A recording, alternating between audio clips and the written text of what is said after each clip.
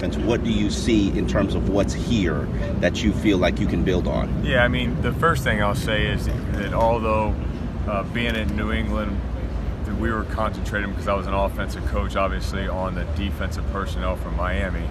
It's hard to not recognize, being a competitor and being in the division, those players offensively that we have looked at just by being in the division. So I've definitely had some familiarity with those guys, have a lot of respect for them, of what they've accomplished.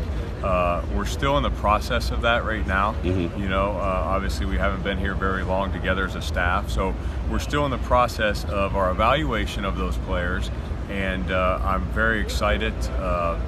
You know, it's an exciting part of the process, is to identify, hey, who are your guys you're going to be working with, because ultimately what's most important is how we utilize the players that are here. And the most important players are the ones in our building right now. What are your thoughts on Tannehill? You've obviously played him for 7 years, in terms of what he can do and strengths and things that he needs to improve on if he's going to be here. Yeah, I mean, I have a tremendous amount of respect for Ryan. Obviously, because we've been in the division, we've had the opportunity to have exposure to him, and I've always had a lot of respect for his competitiveness.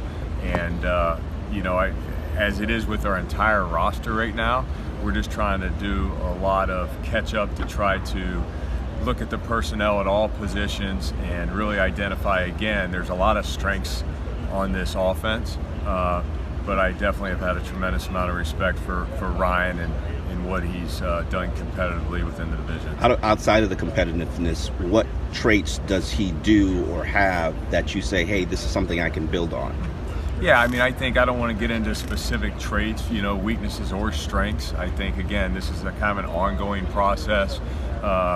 Ryan's been somebody that's been a problem for us defensively in New England because of his athleticism and, you know, being able to be somebody that can not only throw the ball but be able to extend plays. And I'm speaking for someone that's been on the other side of this, that's had to compete against him. There's definitely some traits that he has that are unique that, you know, maybe the next guy doesn't have. And I would say that he's one that we always had a lot of respect for when we played him defensively at New England. With speaking generally about quarterbacks, moving forward, what do you envision a Chad O'Shea quarterback looking like?